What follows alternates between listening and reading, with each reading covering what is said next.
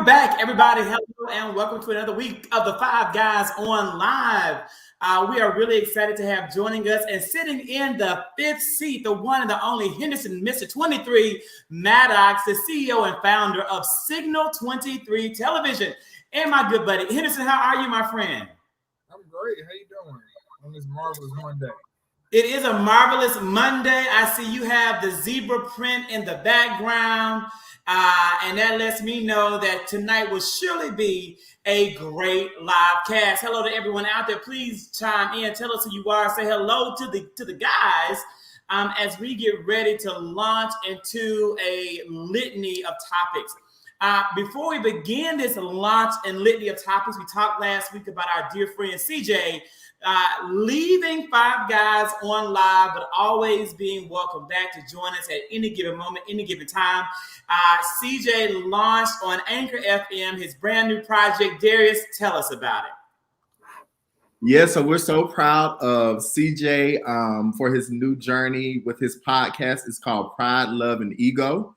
It's now on Spotify and Anchor. He is joined by one of my good friends, one of my Morehouse brothers, Clarence Wilson, and their first episode, And So We Commence, is live right now. So you all be sure to check it out, share it, leave them some love, and support them as they branch off to this new journey with Pride, Love, and Ego. Congratulations, CJ and Clarence. Super excited for CJ and Pride, Love, and Ego. We all know that CJ has a passion for pop culture. He loves music. He loves television. He loves movies. He loves theater. But he really, truly does love music a lot. It is a true passion for him. So the fact that he is able to branch out and then pursue this really excites me. Darius, were you able to listen to the actual first episode? Well, he gone. He done popped off. He popped back. Have you listened to the first episode? I haven't. They released it 4 days ago, so it's on my list of things to do, so I'm definitely gonna check it out. But I did share it for everyone on my social media, so y'all can check it out as well. Right, and I'm also going to be sharing it on both Facebook and Instagram. Again, really proud to support our Five Guy brother on this brand new endeavor as he branches out. Also, I want to talk to everybody. We'll talk a little bit more about it towards the end of the night show, and definitely talk about it during the For the Culture with Zach and Zach with Henderson. But you know, Henderson is the CEO of Signal 23 Television, where he has an entire, like multiple branches of that network, including a whole For Her group. What is it called again? The ladies side of the network? Signal Her. Signal, right? He has Signal 23. It's a whole bunch of signals, but of course, Signal Her with the show. It's called what? Strip, right? That's the one I like. Strip. Yes, Strip. The feature is the one and only Mama D, my good friend Mama D, and Mama D. Oh my God, I was not ready for my meeting with the one and only Mama D from the Love and Hip Hop franchise. But you now have a brand, right? You remember that episode, that live cast. But you also have a brand new show that I'm absolutely in love with called Validation. So tell us just very briefly, Henderson, about Validations and about what our viewers would have to do to stream this show. Okay, so a brief synopsis. So Validations is a story of a couple that have dealt with infidelity and are on the road to divorce. But there is a child that is in the middle of things and in the midst of it. So they deal with that. But there are a lot of layers to their characters, and there's a lot of other people involved that are connected that are all searching for validation, whether it be through love or through certain actions. They're all looking for validation. And I think that the tone of it is that they don't really need validation. What they really need is self-healing to get themselves together. But don't tell us too much. You know, it's $10 for the monthly subscription. When you do subscribe to Signal 23 Television, you have access to their entire lineup, including their whole entire like Spooky Ween, Spooky Vision, Signal Ween, or what's it called? Some scary shit. What's it called? Signal Ween. Signal Ween, you get the whole lineup. It's a great way of being able to enjoy this spooky season and Halloween season. Again, $10, and you are supporting a Black-owned, Black-created, Black-founded, funded business. and get high quality in the work. So as we do that, and I think tonight's episode is called I'm Gonna Let You Finish. But if that is to be the case, here is again Latasha, who is a major factor and figure in voting for the state of Georgia, United States of America. She is a founder and creator of Black Voters Matter, and she is not super happy about the Democratic agenda not pushing harder for the passage of the John Lewis Voting Rights Act. A number of Democrats agree with this. I also agree as well. The Democrats are prioritizing a lot of things and not getting a whole lot of things done in any of the prioritization. And it seems as though voting rights is taking, in many ways, a backseat to other issues. There was a great article in today's AJC that talked about Democrats being angry. I'm afraid there's a whole lot to lose, way more than perhaps some Democrats may think. I want to know, to everyone out here, do we have any hope of getting a Voting Rights Act passed before the next presidential election?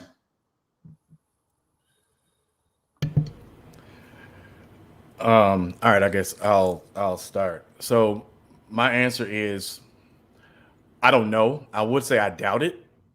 I wouldn't say I don't know, but I want to go back to your the article that you're talking about that we're referencing, because of the fact there were so many things and so many nuggets and so much in that article that I want to make sure I highlight, and I want to, because I think it attributes to some of the issues we're dealing with. I respect Latasha Brown, and I appreciate the work that Latasha Brown and others put into making sure that Georgia was put on the map in 2020 as pertains to how we flip. But I do think that there are some things that we have to be very careful about when we're actually stating our case or stating our claim. At the end of the day, one of the things that Latasha said in this particular article is she said, personally, I'm going to work as hard in the midterms as they work to secure voter rights protections. And she went on to talk about this conversation around what the Democrats are not doing. And one of the things that we have to be very careful about when we're speaking from a place of emotion and frustration, that we forget to make sure that we also don't add fact in there. At the end of the day, this filibuster that we're talking about is a 60-person filibuster.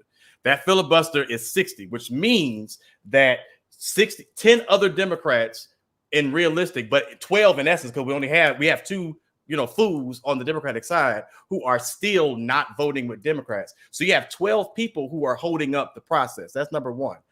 Then number two, you have issues like, if you go further back into this article, you have people like a Carolyn Bordeaux who made reference in this thing where she said, at the end of the day, I would, she's not speaking as loud for the Voter Rights Act. Not saying that she doesn't care about it. She just feels like more Black people should actually be speaking on this and not necessarily her. My only problem with that is the fact that at the end of the day, you were elected by a large number of Black and brown individuals who got you into office, and you were talked about back in August. Black progressive and progressives in general tagged you and targeted you because of the fact you had all these ads on the news and everything else talking about voting and everything else. And then all of a sudden now, because of the fact that you are using you're using this platform, I don't necessarily want to be the forefront. That is sending a mixed signal to the people who voted you in there. And my problem I have with not all white people, but some white people, is that they use their allyship and their whiteness, if you will, to determine and segregate issues that they believe that, well, this is a Black issue. When in essence, all these issues, if it's a Black issue, that means it will eventually affect everybody. And so I find it funny how some white politicians pick and choose their privilege to determine when they're going to speak out on something and when they don't. Where in essence, you're up for election in less than a year.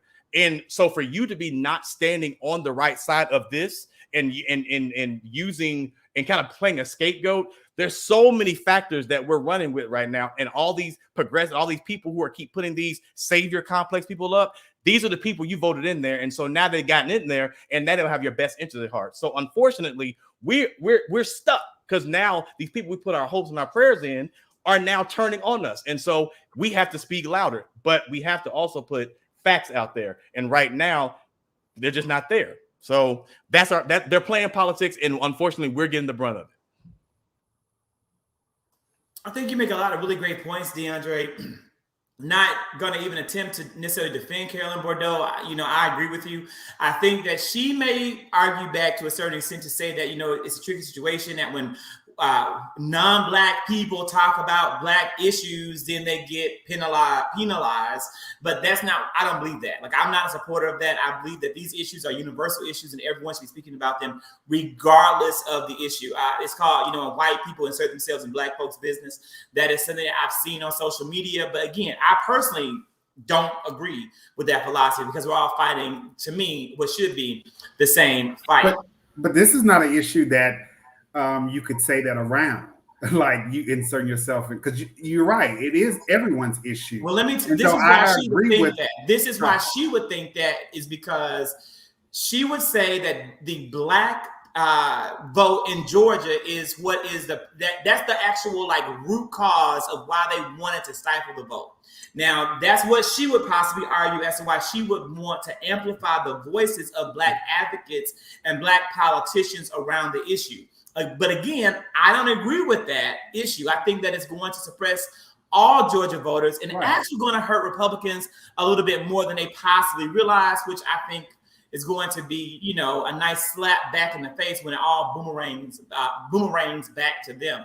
DeAndre, you're right when you talk about the filibuster and you talk about needing those 10 Republican votes. But if all 50 Democrats made this a priority, they could supersede and they could get this passed. The problem is that they're choosing not to. And I know there is nothing that Joe Biden can do to make Manchinima do the right thing. But the cost, I believe, will be extremely grave to the Democratic Party. This is what I think people are expecting, or what some Democrats think will happen. I think this is what Biden may think. And I'm speaking for Joe Biden right now. I think Joe Biden is sitting back thinking to himself, in 2024, Americans are going to have a grave choice to make between a Democrat and another Trump-like Republican, whether it's Trump himself, Ron DeSantis, or Greg Abbott. And they're going to choose the Democrats yet again. I don't believe that's going to happen. I believe that young people are being turned away from the democratic process in record numbers, and they were turned on in record numbers previously. I believe that Generation Z will withhold their vote if they don't get something soon that shows that their vote actually made a difference, because they see an old Democrat and an old Republican as the exact same thing. They don't see any difference, and many Black people are right now feeling the exact same way, that there is no differentiation than the devil we had compared to the devil we now have. And you have to see some progress. And if you're not going to prioritize the democratic right to vote, then what will you prioritize? And that concerns me.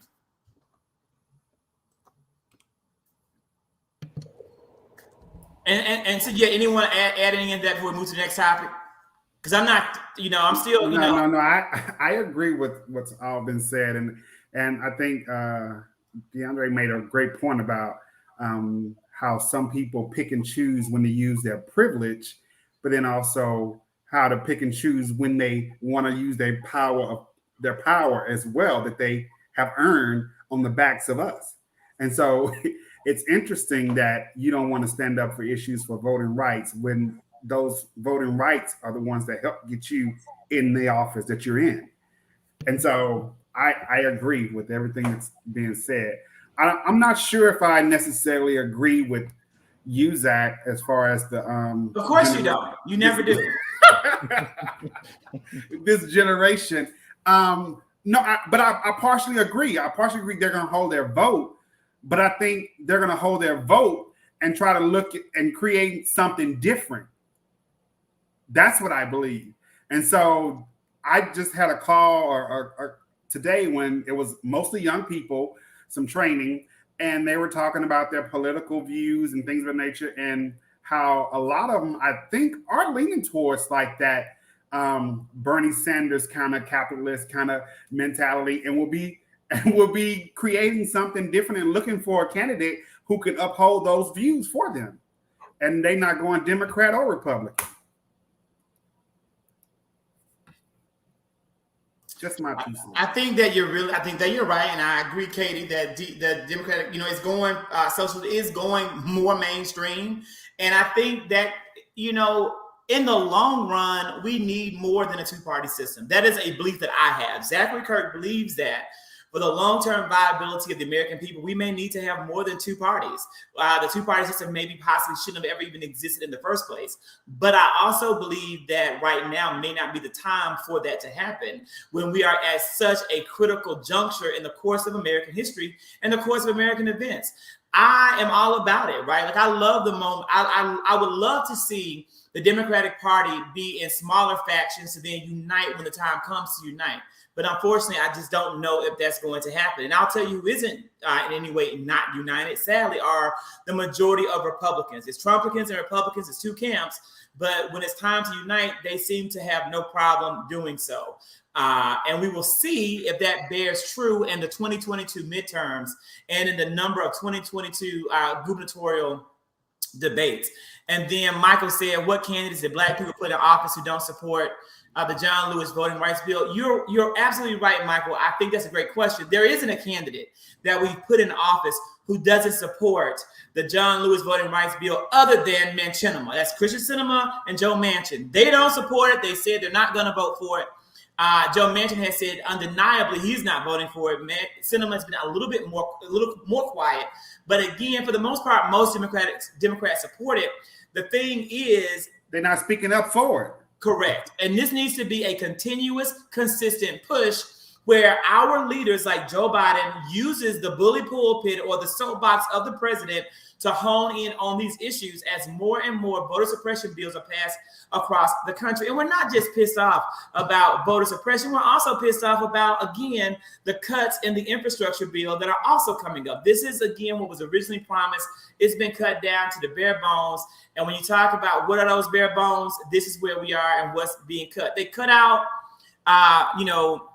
money being put in for manufacturing right as we are living through a supply chain crisis. We cut out money for housing, schools, and buildings being repaired across America, although many of our kids are going into buildings that are definitely not innovative, almost even unsafe. And they've cut out the major need that really is causing many Americans to say, screw work, I'm not going to go. I'm going to stay home and take care of my child or homeschool my child or protect my child in regards to home and community-based care. And in addition to that, also the clean energy tax credits, although I don't care about clean energy. I have no kids. I won't live to be 1,000 years old, and the earth will be somebody else's problem at that point. But you know who else? You know who will not be somebody else's problem at that point? Zach Thomas's buddy, the one and the only Condi Rice. This is Condi Rice. Why is you reaching today? That is not my buddy. Do you not like Condoleezza Rice? She look like I like Condi. You said she looks like what? She just got done eating some Chick-fil-A.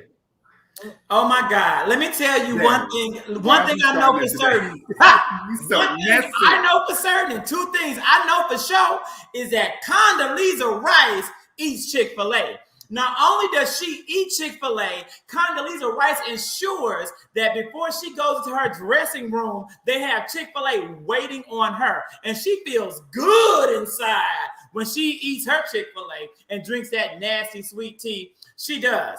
Condoleezza, Zach Thomas, you actually brought this to my attention. What did Condoleezza Rice do on The View? Condi showed her butt this week on The View. And as I'm working, I glance over. And so she was talking. First, they were talking about the January 6th insurrection. And she was like, oh, we need to get over that. Because it's bad that it happened, but people around their kitchen table are worried about other issues. And then she proceeds to go into this whole issue, which is now big in Virginia here, about the curriculums for school-age kids. And they talked about the critical race theory.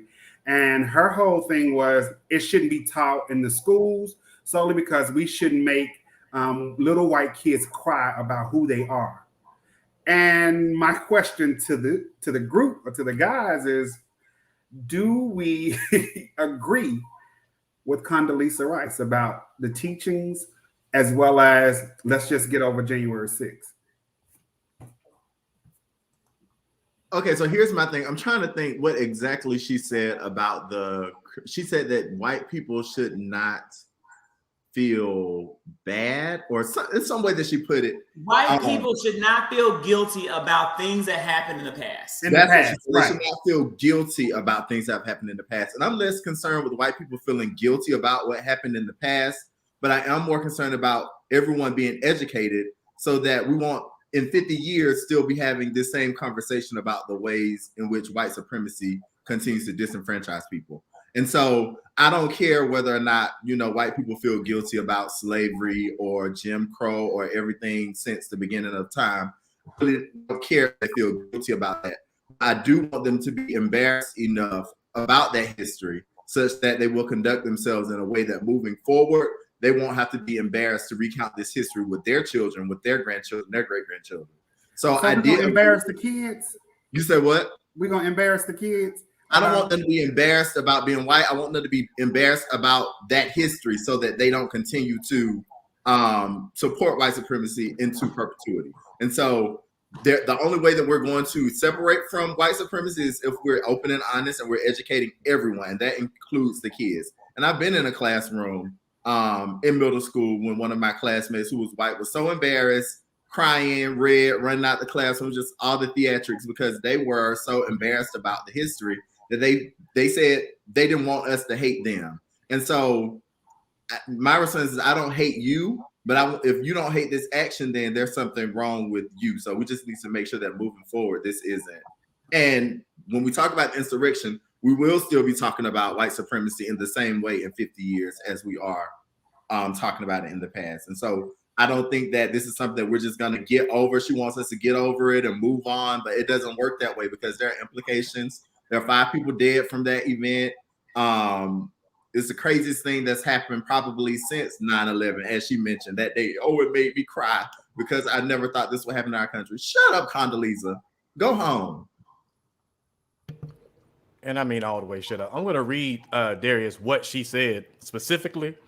One of the worries that I have about the way that we're talking about race is that either it seems so big that somehow white people now have to feel guilty for everything that happened in the past. I don't think that's very productive, or black people having to feel disempowered by race. I would like black kids to be completely empowered, to know that they're beautiful in their blackness. But in order to do that, I have to make white kids feel bad for being white. So here's my problem I have with all of that. The fact that you believe that your whiteness has anything to do with my blackness is a problem for me. And the issue with that is, and the reason I say that is because I'm black and beautiful while still teaching you what you did and why my black is beautiful. I found it funny. White people fought very hard, and, we shouldn't be teaching, and I've had issues about it to some degree. They're willing to get rid of, the adventures of Huckleberry Finn, but we keep reading the Diary of Anne Frank in the book, and we don't seem to talk about, we want to talk about all the other history. Again, going back to this concept of this concept of we'll advocate as long as it is, it doesn't put us in a bad light. You want to talk about giving us Juneteenth, but you won't honor the fact that there was a reason why Juneteenth happened, right? And so you want to create a whole national holiday, but you do realize you have to address why that's a national holiday. And so for her to get on there, I used to have respect for her to some degree, but when she got on there and acted a fool, and then her conversation with Sonny, I wish Sonny would have went and knocked her flat out on that stage. But I think she was trying to be respectful. Sonny handled herself so nasty and so rude. I mean, she was literally probably Sonny's grandma's age. And Sonny was very respectful. She would have been knocked out. But she was so nasty and so rude. She cut her off multiple times. She was making a point for about, I know I watched a 4-minute clip. Let me speak, Sonny. Let me speak, Sonny. You've been talking for 4 minutes. Hush. Let me finish, Sonny. I agree with everything. I'm a political scientist. And she's also a reputable concert pianist, and proud of her for all that she's been able to achieve and accomplish. But I think it's important to note that Condoleezza Rice nor may he rest in wherever he is resting, Colin Powell, were never heroes of Black people in this country.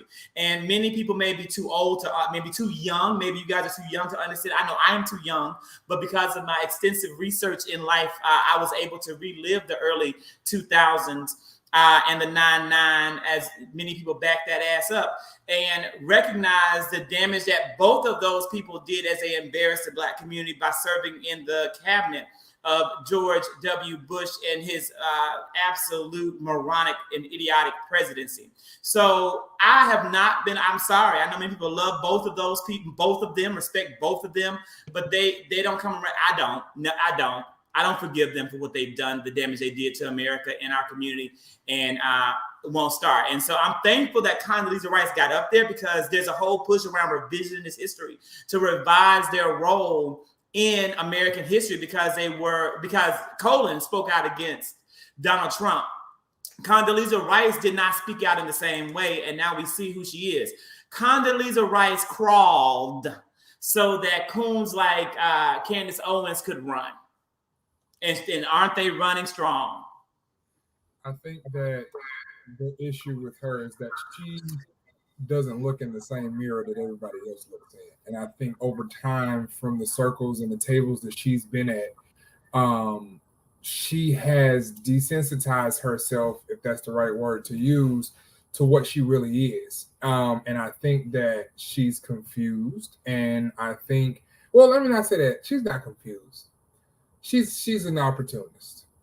And that I don't know what the opportunity she's trying to seize. And maybe in a year, we might figure out why she's there, or what, you know what I'm saying, what the situation is. There's a reason why she took that interview, and it wasn't just to honor Colin Powell and, you know, his legacy. It's a reason why she did that. No, Henderson, she said she didn't want to go back to DC. She do not want to come back to DC. She do not want to do anything in politics. But maybe she wants Meghan McCain's seat on The View, though. She's not leaving Stanford. Never had that. So do you think, Henderson, that she may run for like president? Because many people did want her to run. I don't think she's gonna run for president, but I think that she's one of those type people to where it's like, come after me. Like, I'm not gonna, you know what I'm saying, make the phone call. But if you come after me and you ask me nice enough, it'll be an honor. I don't see her as running for president. I could definitely see somebody possibly tapping her for VP or something like that. I don't see her running for president, because I don't think that that she has a choice. She has a window to even win, or to even, you know, make some noise. But I definitely see her being on somebody's ticket for VP. And some people who can look in the mirror, unfortunately, and who do not research and really know about politics, see her skin enough to make the mistake to vote for that ticket because of her skin. Because there's a lot of people who voted that. There's a lot of people who voted for Biden just because Kamala Harris was the VP candidate. There's a lot of people who did that. Because, and like you said earlier, Zach, they felt like it was the lesser, you know, of two evils. Even though I think you're very hard on Mr. Biden. I think he has a monsoon on his desk. And I feel like between trying to stay awake and trying to sort the papers out, he just has a lot that he's dealing with. And I think that we should, like I told you, we should have this conversation in a year and see where we are, because it's a lot. It's a lot. It's a lot. Did you just say trying to stay awake? He says try to stay awake. He did. Yeah. You know, respect for him, but it's a lot. Mm-hmm. It's a lot. He nods off, you know, quite frequently. And it was funny because when they did the town hall and he was up, he was energetic. I told myself that man took a 3-hour, 4-hour nap right before that town hall meeting. There's no way in the world he worked in the White House all day and then went to this town hall meeting and was that perky. He took a nap. I take a daily nap, Henderson. I take a daily nap. He might have took a 5-hour energy. He might have took a 5-hour energy. I know that nap helps my forehead because I had that one wrinkle here, and I'll be damned if I'm going to get another one. So I'm fighting with every power of retinol and ola ole that's available to kill all the spirit of wrinkling in my forehead because I don't want that. And I love my naps too. Well, maybe you should talk to Condi Rice. It doesn't seem like she has that many wrinkles in her forehead, so maybe she has a secret. The secret is selling out the Black community and cooning. So when you do that, yeah, you know, she's literally sucking in the tears of her ancestors to stay so young and beautiful. And may she continue to do so because hell is hot and has enlarged just enough for her and her piano. As we talk about hell enlarging, some people out there are saying that it's possible that, you know, Dr. Dre's ex-wife is going to be going there as well. Darius, tell us what this beautiful woman did. Yes. Okay. So we all know that Dr. Dre and his ex-wife or his estranged wife, Nicole Young, have been going through a very contentious separation. Dr. Dre owes Nicole some coins, and sis is adamant about getting her coins. She's adamant about serving him, so much so that a process server reportedly approached Dr. Dre as he laid his grandmother to rest on last Monday. So reports are varying from his side. They're saying that the process server actually approached him while he was next to his grandmother's casket. Of course, people from Nicole's side are saying that they approached him while he was in the parking lot outside of the ceremony. And so I know a while back, the judge ordered for Dr. Dre to pay nearly $300,000 per month in spousal support in perpetuity until Nicole either remarries or enters into a domestic partnership. And so I want to know, like, how far is too far when you're trying to serve papers to your estranged husband so that you can get what's owed to you? How far is too far? Is this too far? Y'all think that was too far? She could have waited to the repast at least. Like, that was too far. Not at the gravesite. But let me ask. Go ahead, Henderson. You're probably gonna ask what I'm about to ask. Go ahead. I'm trying to understand this because in my head, I'm thinking that if, you know, I'm in a situation and somebody has to be served, I'm hiring a company to do this. A company who has a detective or somebody who follows this person and finds out, you know what I'm saying, what's going on. And I'm pretty sure that person may not get paid or may get paid more when they do the serving. Right, So they don't get paid. Process servers don't get paid until they complete the service. Right. Oh, baby. So yeah. So I don't care where you at. If this is my job and this is my livelihood, I'm gonna do what I got to do to get the job done because this is my job. And, maybe that's just disrespectful. But see, what Henderson is saying though, that's what I agree though, because at the end of the day, she may not have control over when that person actually serves the actual papers. And so for us to be able to say, well, she's rude because she didn't go to the funeral and give the papers in the man's hand herself and say, here the papers. You know, that served, I think it's distasteful that the guy or the person or the crew that served the papers did not wait. But we can't necessarily say that she went and said, I want you to make sure that you go on the day of the funeral, that you go next while he had the casket and you give those papers. And so for us to be saying that she did it, that's a little unfair because you don't have the authority for that. So I see you looking, Zach, and I know you're probably gonna disagree with me, but she don't have control of that. But they always want to paint the wife who's about to come the fuck up as the worst person in the world, as the angry person. They've done it time and time again to a lot of women throughout history.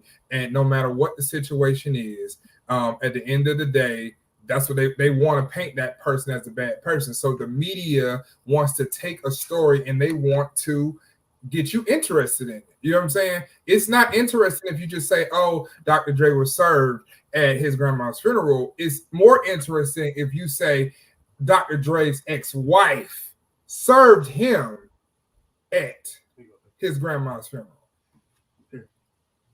Also, I want to add, like, working in the courthouse, I know two things about people in our community. There's two things that they're going to avoid. They're going to avoid jury duty, and they're going to avoid being served those papers. So who is to say that this was the first attempt? I'm willing to argue that this is not the first, not the second, or the third attempt to serve him. And so I just think that we as a community... Sure enough, the last. It's definitely the last one. You done got him. But here's the thing, as a community, you know you have business that you need to handle, then you need to go ahead and stop avoiding these process servers so that you can go and get that paper So you're not standing beside your grandmother's casket or in the parking lot outside of the funeral when you get the papers, whichever is true. And the other thing, we always talk about a jury of our peers, a jury of our peers, a jury of our peers. I cannot tell you how many affidavits I received while in the courthouse of Black people trying to avoid their jury duty. So how can you have a jury of your peers if you won't go to your jury duty? It make sense. So that's two things that we need to stop doing. Stop avoiding it. Go ahead and handle your legal business. Dr. Dre's worth, I think I read $800 million. Pay that lady her money. Y'all got 2 kids. Pay that lady her money and go on about your business and go to your jury duty. Well, that's all I have to say about it. And James, to be honest, it is not our business to why they divorced. It don't make a difference to why they divorced. At the end of the day, I don't care why they divorced. You know, at the end of the day, I didn't marry him. I don't know the relationship. Sometimes situations just don't work, and they were together for 24 years, obviously. So let them divorce. So I don't want to get into their business on why they divorced and everything else. And that's just it. But let's also be very clear. You know, at the now it ain't my business because but also be mindful though. You know, and this does not, say why he should, but Dr. Dre wasn't always the best person to be with either. He had a gun up to the lady head in 2000. Okay, I'm gonna let you continue. Right? The fact Allegedly. that he put singer Michelle through hell, in the time. So, he not saying he deserves it, but we don't know why. We don't know why this woman probably said, "Listen, I'm tired of this too. I've done for enough." So it's not our business to why. Just pay her money because you divorce. The reason why she divorced it don't mean she don't deserve her money. So just give her what she deserves and let her go about her business. So, and so James retorted and said, "None of it's our business, to be honest. But since we're going there, let's talk about the whole thing. It's not even our business that he was served as a government's funeral, but we're talking about it, so we're going to talk about it, and we can talk about why he got divorced and why he wasn't going to do what he was supposed to do in the first place. So the furthest I'm thinking is the point. Well, James, you make a very valid point. We're thankful. You may want to have a special day for Dr. Dre, and the same way that Councilman Antonio." James must be a type master over there. I know he was typing up 90 words per minute because he just submitted a comment. James, type up. I want you to know that Andre said that, James. I'm trying to get back on your good side so I get invited to the next cookout so I can eat some more of that peach, Grand Marnier, Crown Peach, all that liquor and stuff you put in a pound cake and you call it a pound cake, but it's, it's a liquor cake and it sure tastes good. So here's the thing, and Candy, you're probably very accurate that Dr. Dre may have, he has a history of mistreating women through violence by abuser. Once an abuser, always abuser. But again, once an Atlanta celebrity, always an Atlanta celebrity. Please note that the one and only Lil Nas X was given an official Lil Nas X Day for the city of Atlanta by the city councilman Antonio Brown, who is currently next mayor, okay, who is currently seeking to be mayor of Atlanta. And so, Katie, you can come as my guest. I'm going to invite you to the next cookout. James lays out quite a spread. He cooks a lot of great food, and he cooks it himself, and it's great. It's just him and Sheba there cooking that food. Darius, so for a brief moment, I want to just talk about this and from a more lighthearted perspective. We talk about some serious issues. Number one, does Lil Nas X deserve to have Lil Nas X Day in Atlanta? And who should also get a day in the city of Atlanta? The floor is open for all of our guests as well as our correspondents. Henderson, tell us who. Me. And tell us why. Because I'm a Grady baby. I'm just playing. Who should? Does Jermaine Dupri have a day? I have not seen that, but maybe he has had a day. Probably so. Now, if they have a day, is it that day every year? Is there a day like a Atlanta holiday, or is just that day, October 20th? That day. It's that day every year. No, it's not every year. If they put it, I thought it was every year. Comma that day. 2021, then it's just that day. It's just whatever day. Oh yeah, he deserved it. Hell, I deserve my day too. Okay, it's coming, Henderson. I'm just. I mean, no, but I didn't know that. I didn't know that's a good thing to know. That's interesting. I had no idea. I actually have a day back home, y'all. So I have a Darius Williams Day back in Warrens. It was earlier. It was in Black History Month, actually. But Lil Nas X is a rap legend. This man is 22 years old. He has a diamond single. He has an Elton John feature. He got, excuse me, mama, for my language, but his lyrics say, "I don't fuck with bitches, I'm queer." And that's on the #1 Billboard spot. Like, who is doing that at 22? And for him to be from Bankhead, like, of course, he definitely deserves his own day in Atlanta. I think that I'm gonna leave that alone. I wish that the mayor was actually there to award him his day. That would have been really nice. That wasn't the mayor? I would have enjoyed it a little more to see Keisha Lance Bottoms or I thought that was the mayor. Ain't he like the mayor? Anyone else would have been nice to see there. It became X is a legend.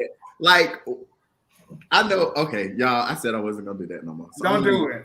It became an opportunistic moment. I just want to let you know, Lil Nas X, I'm in the running to be the first queer mayor of Atlanta, and you really inspired me. And I'm like, okay. I thought the same. I was waiting. I went straight to Lil Nas X page because I was gonna say, is he endorsing him? He didn't post him. He did. Well, why that man can't be inspired by Lil Nas X? Everybody else is. He can, but that moment was not about him. It was about Lil Nas X. He was just showing how Lil Nas X influence has helped him as a queer, openly gay person in politics and in the limelight. Fix the terminology, because you just put a couple of terminologies that do not qualify and classify. So please fix that. But also, let's also be very clear. He was there for the pictures for that, because if you realize a little earlier that day, Lil Nas X also was there to have conversations with Gilead and some other programs around HIV/AIDS awareness. Where were the people there for those photos and have those conversations? So it's convenient for people to be there to give keys and give dates and everything else. But but Lil Nas X also is a little bit more. And what I will say, I gained a little more appreciation for Lil Nas X on that day, because he literally sat with community leaders and organizers and talked about things that are happening in the LGBTQ+ community around HIV and AIDS and had those conversations. And so that, for me, I feel like that's not being highlighted as much as him getting his own day. And I feel we need to make sure that we're giving him his credit in that regard, rather than just his musicality, but to also show that he does have another side of him that I do want people to recognize. And so I'm with Darius and I'm with Henderson. I'm saying it was a little too opportunist for me, and it's cute, but let's also talk about some of the stuff that he really came in the city to do, and let's really push that as well. Well, I don't even think they're really talking about the day as much either, since all of this stuff with Lil Boosie coming out and him saying that he's got a song with Lil Boosie. And I think all of that's been overshadowed. And so I'm glad that we're talking about it. Lil Boosie is mad. Lil Boosie is mad. He told the man to kill him. He told Lil Nas X to kill himself. The reality is that it's killing Lil Boosie that Lil Nas X is so successful at, he's much bigger than Wipe Me Down will ever be. So I'm just proud that Lil Nas X is able to stand his own. And like we've said on this show many times on this platform, he is a troll. He trolls with the best of them. He's a marketing genius. And I'm just so excited to see this young queer rapper being celebrated in the way that he is in his own city and around the world. Zach, what do you think? Do you think he deserves a day, and is he a legend? You know what, Zach? You messy. Oh, you messy. She by Sheree is in the house, bringing all the bones and stirring the pot as only She by Sheree can do. Let me say this. I'm thankful. I do believe that Lil Nas X can have a day in Atlanta just like Henderson Maddox and Darius Williams, and also have days in Atlanta. And so, Katie, you're out there. You're going to be on our city council. Both of these men are very deserving of their days. Zach Thomas is not deserving of a day because he eats Chick-fil-A. We can also give Dr. Pickett a day, and we can have it be the official for Brighter Futures Day Atlanta. Now, I don't have a problem with Lil Nas X having that day, but I definitely think, and I do think that he is a pop culture icon. I'm happy to give him that. I do not think that he is a musical icon yet, but in regards to his impact on pop culture, it will never be erased. His place is cemented firmly in the lexicon of American pop culture, and I'm thankful that he had it. So when you talk about Lil Nas X as a pop culture figure, I'm happy to give him all the flowers, all the awards, all the recognition. I am not at that point yet in regards to his music, but in regards to what he's done for pop culture, can't be defeated. Let me tell you, somebody else is doing a whole lot of pop culture, and it's daddy. It's daddy. So I need everyone out there to just take a moment to Google TikTok's daddy's girl. Cool. I know you don't know what I'm talking about, right? I'm gonna have to Google that too, Zach. I didn't see this in the. I know it's not in the show. Don't run in the notes. That we're going to talk about. Don't run in the notes. This is something that we're going to talk about on the after show, for the culture. This is a for the culture conversation, and we're going to talk about this on Instagram Live next. You can go to any of these Instagrams to join us at 10 o'clock, the after show. But let me tell you, just giving you a summary. That's right. Some people know what's going on. Boom. That woman is doing them women so wrong. Angela, it is a trap. So let me tell you just very briefly, the daddy's girl cult, when you Google it, you're going to see this is a recent TikTok phenomenon of a young lady who used to be what she considered a BBW, a beautiful big woman who has lost weight, and now she calls herself daddy. And she has decided that her audience are beautiful big women of all races on the social media app TikTok. And she has brought these women together, and she makes them do what she wants them to do on the internet. And it's actually taken a very dark turn, and things have gotten things have gotten dangerous fast. And so we're going to talk about that, in the after show, but you have some time to Google. But before you go and Google, we want to always end on a high note. And Zach Thomas, give us a high note. We have some good news here. Give us that good news about what these men are doing in Louisiana. So, speaking of daddies, but cisgender men. Get out. Say what now? Get out. There is a story about in Shreveport, Louisiana, where a group of 40 dads have formulated a group because there was a large number of fights and arrests at Southwood High School in Shreveport, Louisiana. About 23 students have been arrested within a form of a week or so. And so these dads have came in, and now they're doing shifts throughout the school day to show that there's a sense of fatherly figure as well as a sense of parenting within the school. And they said the numbers have gone down tremendously as far as to zero acts. Some of the students like it, some don't because they are embarrassed that their dad's there. But I know there's a lot of educators here in this Five Guys. I wanted to know your thoughts about this, parenting in the school. First of all, I applaud it. I think, there's three of us specifically who have been in the classrooms, who have worked heavy and been in administration. I'll say as an addendum. I won't say as an alternative to, because I do think it's beautiful. I would say as an addendum.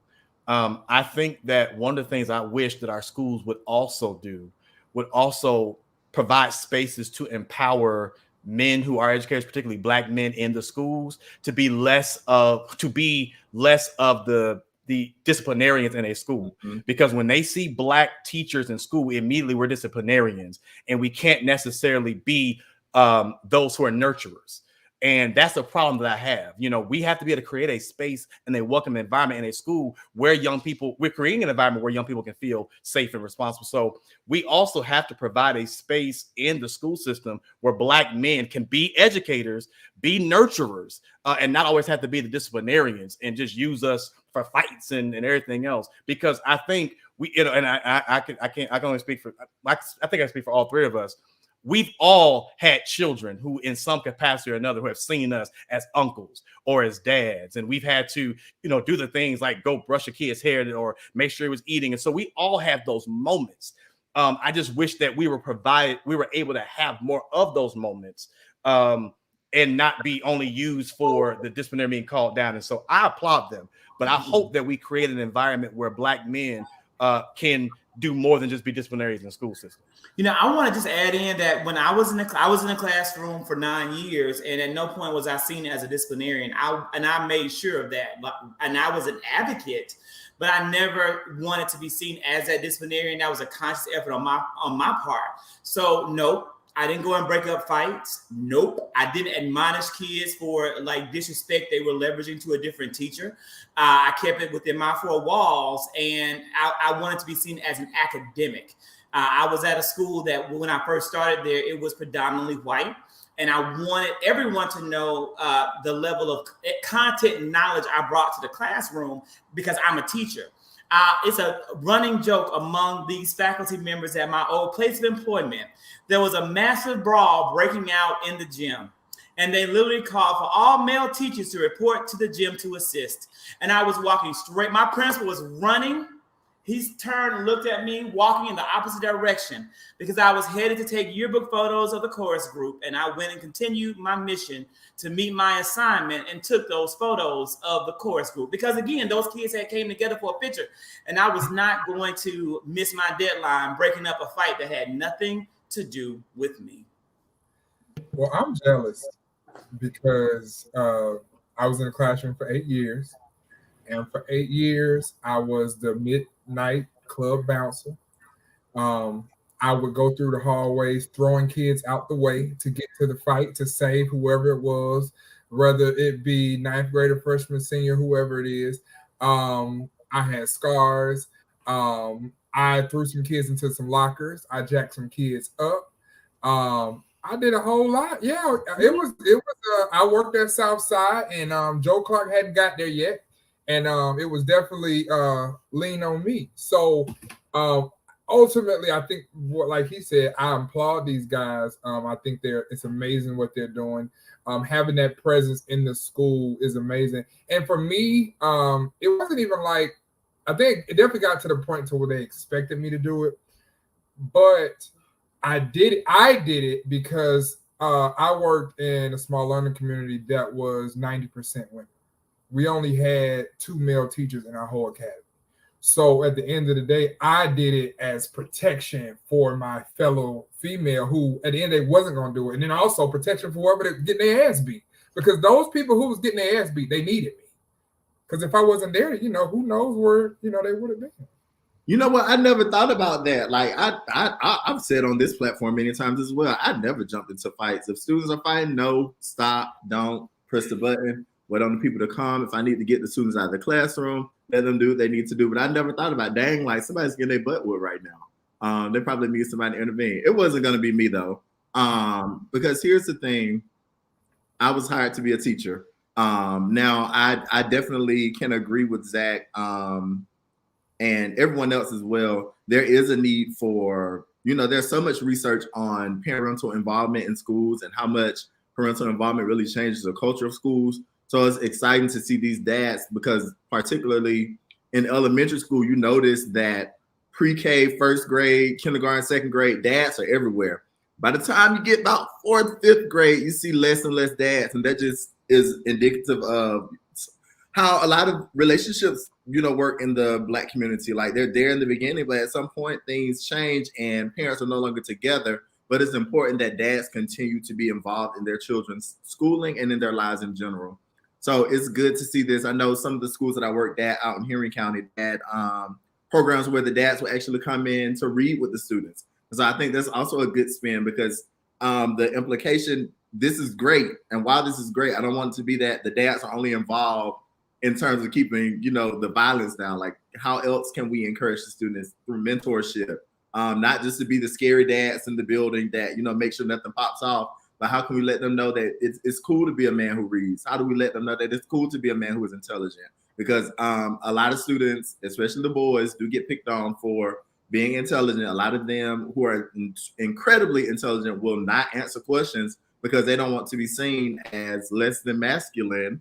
And we have to do a better job in our community of not aligning intelligence with a lack of masculinity. So it's a great thing that these men are in the schools. I'm just wondering, like, how else are they being present, to make sure that there's a total picture of what it means to be a Black man, not just a disciplinarian, as Zach said, but also an intellectual. But kudos to them for being present for those kids. And that last part to that, Darius, what I was going to put to that is, it's great that we have them in that school and we have that, for the lack of a better term, that kumbaya moment. But what we also have to do is we have to provide a space when they leave that school. When they leave, what are we provide? We still have to protect. We still have to provide something in that community for them. So those same men who are coming to school, we also have to find, if the dads are going to be in the school, then these these fraternities and other social organizations that are waving, giving them high fives when they come to school the first day of school, you need to be doing some in the community stuff. So providing them some other stuff in that community so that we're making sure that when these young people leave, that it's not just a facade. Like that's all I have. We have to, move it beyond just that school, but what are we giving them when they leave as well? Mm-hmm. And so I appreciate them, but I also want to make sure that we're, the total package. We got to get a holistic approach. What are we doing in our communities to make sure that we're providing them something as well, so they feel supported all across the board? So kudos to them, and I pray that other men who are watching, other men are seeing that they're actually doing the work. No, I agree with everything that's been said. Zach, I think you're mute. Yeah, I think so. Maybe this could be something that would spread in more schools, and again, can be a national, model for parental involvement of our dads. And speaking of national models, let's talk about tonight's Black History fact of the day. Yeah, so we talked about Condi Rice crawling so that Candace Owens could run. But before there was a Colin Powell, there was a Benjamin O. Davis Sr., who was the United States Army's first African-American general on this day in 1940. He paved the way for, he was born in 1877 and he attended Howard University, but he dropped out in 1898 to serve as the first lieutenant of volunteers in the Spanish-American War. So tonight we want to highlight and celebrate Benjamin O. Davis Sr., the United States Army's first African-American general. And you're on mute, Zach, but if you were not. Yeah, great Black History fact. With that being said, join us on Instagram Live to talk about the Daddy's Girl cult. Good night, y'all. Thanks for tuning in.